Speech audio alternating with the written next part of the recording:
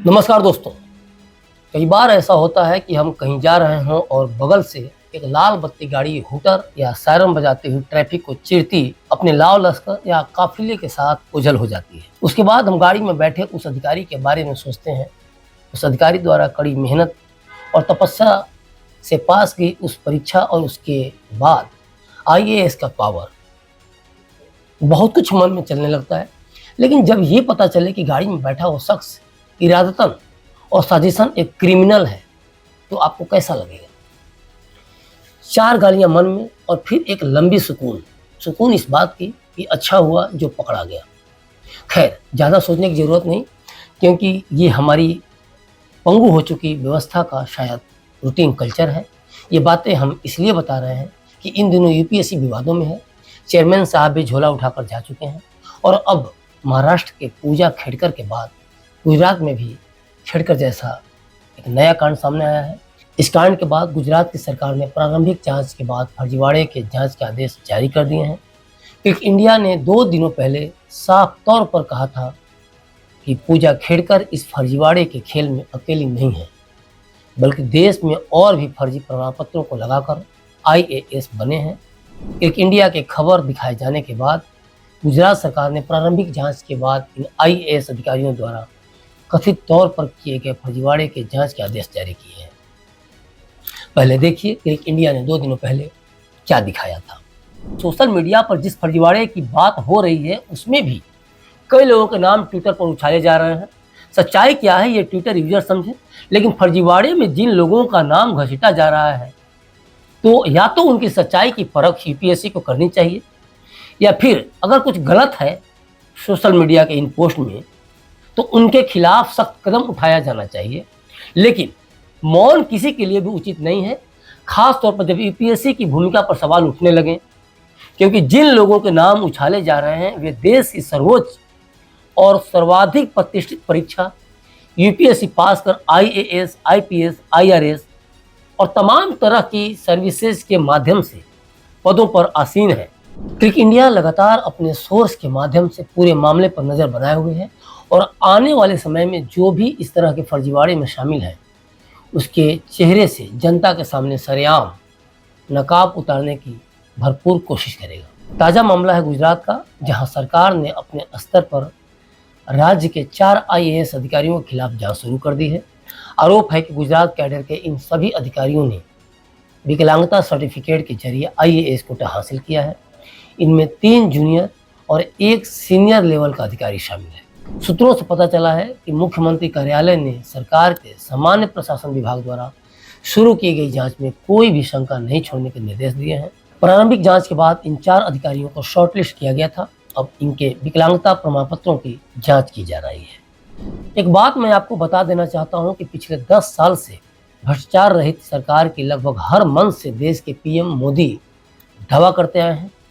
Centre में वे बैठे हैं, सेंटर से ही यूपीएससी रेगुलेट होता है, कार्मिक मंत्रालय सारा काम देखता है और गुजरात पीएम मोदी का गृह राज्य भी है। मतलब अच्छा हो या बुरा, हर हाल में पीएम मोदी का नाम जुड़ना तय है और इसमें कोई दो राय नहीं कि हाल के वर्षों में जिस तरह से नेताओं को हमने जेल जाते देखा है, वह शायद ही आज़ाद भारत में पहले कभी हुआ था। तो ये बहुत बड़ा क्रेडिट है पीएम मोदी के लिए। लेकिन पिछले कुछ दिनों से जिस तरह से पेपर लीक की घटनाएं बढ़ी हैं, करोड़ों छात्र प्रभावित हुए हैं और उसके बाद यूपीएससी जैसे अति प्रतिष्ठित संस्था के मस्तक पर पूजा खेड़कर के फर्जीवाड़े ने कलंक लगाया ही नहीं, बल्कि अच्छी तरह से पकड़कर यूपीएससी के मस्तक पर कलंक या कह सकते हैं कालिक पोत दी है।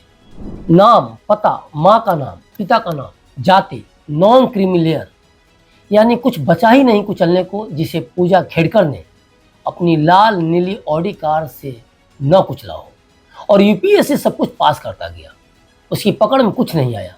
तो स्वाभाविक है कि पीएम मोदी की भ्रिकुटी तनना तय है और इस बात से भी इंकार नहीं किया जा सकता कि जिस तरह से अब एक्शन हो रहा है वो पीएम मोदी के ऑर्डर और एक्शन के बाद ही संभव हो पाया है। लेकिन पूजा की छोड़िए, अब आ जाते हैं गुजरात के इन बाबुओं पर। कहा यहाँ तक जा रहा है कि एक आईएएस अधिकारी का विकलांगता प्रमाण पत्र के आधार पर चयन किया गया था, लेकिन जांच के दौरान पता चला कि अधिकारी को फिलहाल कोई विकलांगता नहीं है। हालांकि एक वरिष्ठ अधिकारी का कहना है यह भी संभव है कि संबंधित अधिकारी ने जब सेवा शुरू की थी तब वह विकलांगता से ग्रस्त रहा होगा, जो समय के साथ ठीक हो गया होगा।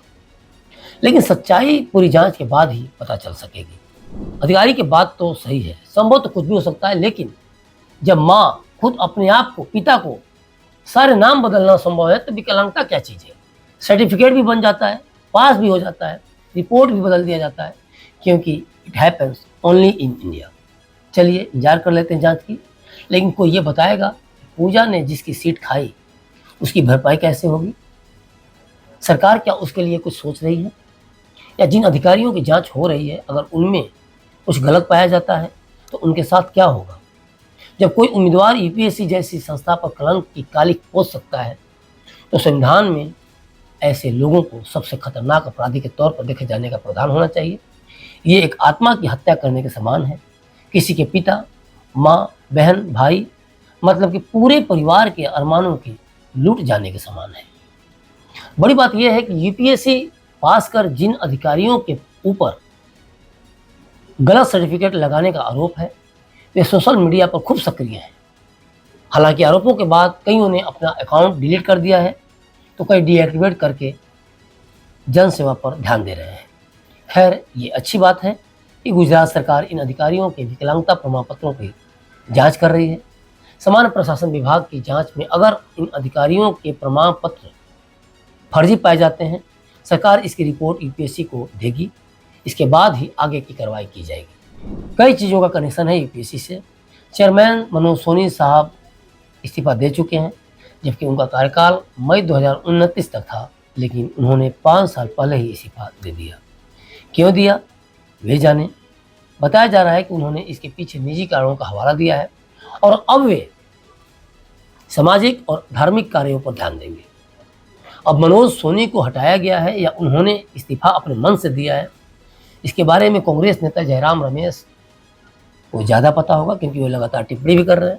लेकिन आज भी कुछ अधिकारियों को लेकर सोशल मीडिया पर फर्जीवाड़े का आरोप लगाए जा रहे हैं। इन अधिकारियों में शिव नारायण शर्मा, निमिषी त्रिपाठी, साक्षी ऋषिराज राय, प्रफुल्ल देसाई, विजयवर्धन सहित कई लोगों के नाम हैं, जिन्हें लेकर सोशल मीडिया यूजर्स ये कह रहे हैं कि इन्होंने ईडब्ल्यूएस कैटेगरी या डिसेबिलिटी सर्टिफिकेट बनवाकर या अन्य तरह से फर्जी सर्टिफिकेट बनवाकर यूपीएससी परीक्षा पास की।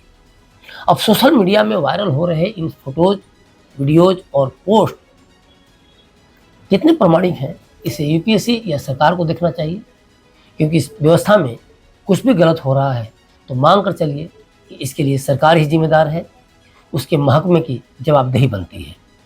होली में जितने रंग आपके उजले कुर्ते पर नहीं होते होंगे, उससे 1000 गुना ज़्यादा और दशकों तक भ्रष्टाचार के ये दाग पीएम मोदी के कुर्ते पर लगेंगे, जिसे वे किसी कीमत पर छुड़ा नहीं पाएंगे, क्योंकि होली के रंगों की तरह वे प्यार के रंग नहीं जो छूट जाएंगे, बल्कि ये भ्रष्टाचार के दाग हैं जो छूटते नहीं। तो ज़रूरत है पीएम मोदी को इसमें विशेष सतर्कता बरतने की, और कुछ भी गलत हो रहा है तो जिस तरह से अभी तक से उनकी सरकार काम करती आई है, खासतौर पर भ्रष्टाचार को लेकर, वो आगे भी अगर काम करते रहे और इस पे गलत या जो दोषी हैं उनको न बख्शे तो समाज में एक अच्छा संदेश भी जाएगा। और हो सकता है जनता ने तीसरी बार उनको अगर सरकार में लाई है तो चौथी बार भी उनको मौका दे। तो बने रहिए क्लिक इंडिया के साथ और मुझे दीजिए इजाज़त। शुक्रिया।